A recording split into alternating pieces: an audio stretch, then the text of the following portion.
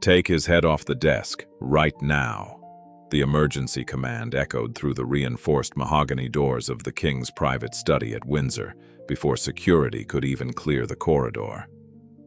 Inside, a confidential briefing regarding the Crown Estate's restructuring had stopped dead. The sovereign was uncommunicative, slumped forward over a red leather dispatch box containing unreleased audits of the royal collection. Within 70 seconds, the royal household's senior physician activated an emergency protocol that bypasses local dispatchers entirely, placing a direct, encrypted call to the trauma unit at King Edward VII's hospital. The collapse was not an isolated medical anomaly. It was the physical breaking point of an unpublicized, 3-month war waged within the walls of Buckingham Palace, a systematic paper trail ambush that pitted the king's sovereign authority against the cold, legalistic machinery of the Crown's institutional gatekeepers. The paper trail began 6 weeks earlier, not with a sudden medical diagnosis, but with a 4-page financial audit stamped with the seal of the Duchy of Lancaster. Dated January 12th, the dossier detailed a covert £14.2 million liquidity transfer, earmarked for the maintenance of private royal residence, funds secretly diverted to cushion the ballooning security costs of non-working royals. For decades, the Windsor machinery relied on quiet verbal assurances to manage these multi-million-pound liabilities. But under the modernized transparency metrics introduced following the coronation, every sovereign transaction required a dual signature sign-off between the Privy Purse and the Treasury. When the king signed the initial release without cabinet oversight, he left behind an irrecoverable paper trail. The primary conflict erupted over Royal Lodge, the 30-room Windsor estate held under a 75-year lease agreement by Prince Andrew. Publicly, the narrative was framed as a simple debate over routine maintenance and security guards. Privately, according to internal correspondence leaked from the Sovereign Grant Audit Committee, it was a high-stakes legal stalemate over property rights and asset seizure. The lease, originally signed in 2003 under Crown Estate Reference CR-2003-88B, contained an ironclad clause. So long as the tenant met baseline repair obligations, the Crown could not unilaterally terminate the tenancy without demonstrating explicit financial insolvency or severe breach of trust. Charles wanted the tenancy broken immediately to signal a lean modern monarchy. Andrew, armed with top-tier commercial property litigators, refused to budge. He possessed a receipt that Charles could not erase. A documented £7.5 million expenditure spent on personal renovations over 2 decades, validated by official surveyor receipts. Andrew's legal team sent a formal notice to the keeper of the Privy Purse. If the Crown attempted an eviction, the defense would file the complete, unredacted refurbishment ledger into open court, exposing exactly which members of the immediate family had authorized private commercial subleases to foreign investors during the mid-2000s. That was the primary strike. But the secondary conflict, quietly executing in the background, proved far more damaging. It targeted the one asset class the sovereign assumed was beyond institutional audit: the private jewelry collection and personal letters of the late Queen Elizabeth II. While Charles focused on resolving the Royal Lodge stalemate, a parallel audit was quietly launched by the Treasury's Asset Management Task Force. The target was a specific set of 5 uninventoried diamond suites and private correspondence files valued at £38 million, held within the secure vault beneath Sandringham House. For 70 years, these assets existed in a gray zone, neither strictly state property nor fully private heirlooms. On February 3rd, a sealed memorandum from the chief executive of the Crown Estate was delivered directly to the King's private secretary. The document contained a stark legal assessment. Under modern tax transparency codes, if those items were passed down without explicit probate declaration, the Crown Estate faced a historic liability. Or worse, a public tax audit that would force the palace to publish the late Queen's private, unredacted will. The institution was turning against the individual. The legal advice was ruthless. Surrender the assets to the official crown collection, or force the king to pay a personal tax assessment running into tens of millions of pounds. The pressure began to compound exponentially. On one front, Prince Andrew held an unassailable legal lease that threatened public exposure if challenged. On the other, the Treasury held an asset audit that backed the king into a financial corner. The royal household split into warring factions. Senior courtiers advised Charles to yield to the Treasury, surrender the Sandringham vault contents, and absorb the loss. Private advisors urged him to assert his royal prerogative, override the auditors, and issue an executive order in council to seal the files permanently. Every choice carried catastrophic reputational risk. Then came the first retention shift, an unexpected intervention from Princess Anne. As the Princess Royal and master of the king's household, Anne did not operate through anonymous leaks or legal intermediaries. On February 18th, during a high-strung meeting at St. James's Palace, she laid down a binding ledger of private family trusts, dating back to 1952. She didn't side with the king, nor did she side with Andrew. She delivered a third option, one that brought the entire sovereign structure to a standstill. Anne revealed that the late Queen had established an irrevocable private trust, Trust Deed Reference ST-1999-Q2, which bound the Sandringham heirlooms directly to the maintenance of the estate's staff pension funds. If Charles attempted to surrender those assets to the Treasury to clear his public balance sheet, he would instantly trigger a breach of trust claim filed by the estate's trustees.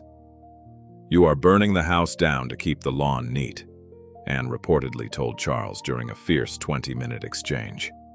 "If you sign that surrendering deed, you will be the first monarch in 3 centuries to be sued by your own estate trustees." The trap was fully set. If Charles evicted Andrew, the Royal Lodge renovation ledgers went public. If he surrendered the Sandringham vault to appease the Treasury, he triggered an internal lawsuit from his own family's pension trust.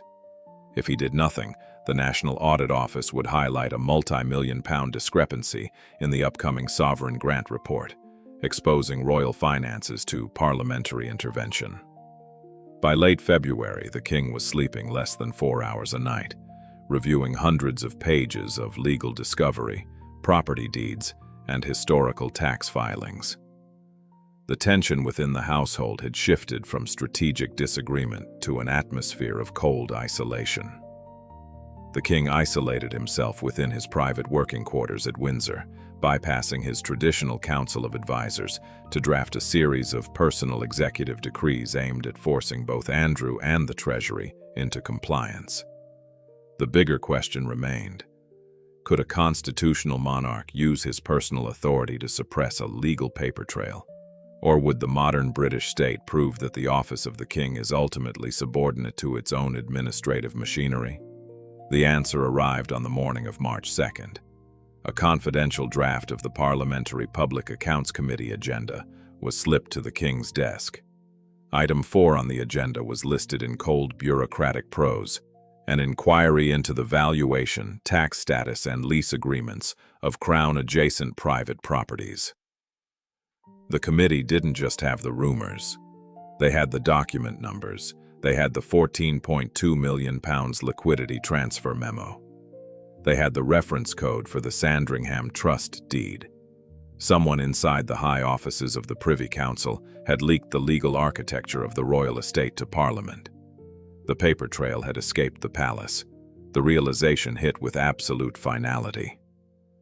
The king sat at his desk at 10:15 a.m., flanked by 2 senior legal aides and a stack of unexecuted orders. The pressure of balancing an ancient dynasty against the relentless transparency of 21st century finance had reached its apex. The private meeting was meant to be a final strategy session to preempt the parliamentary committee's inquiry before the noon press deadline. The king raised a pen to sign an emergency directive to freeze the Sandringham trust transfer. He paused, reached for a glass of water, and then stopped entirely. His breathing grew rapid and shallow. According to a source close to the household, Charles looked at his private secretary, attempted to speak, but uttered only a fractured sentence. "The paper. It's already done." Moments later, the king slumped forward over the desk, unconscious. The room erupted into controlled chaos. The private secretary lunged to support the king, while the personal protection officers cleared the room and raised the medical alarm. Within seconds, the royal physician was in the room, administering immediate emergency care while the palace went into lockdown.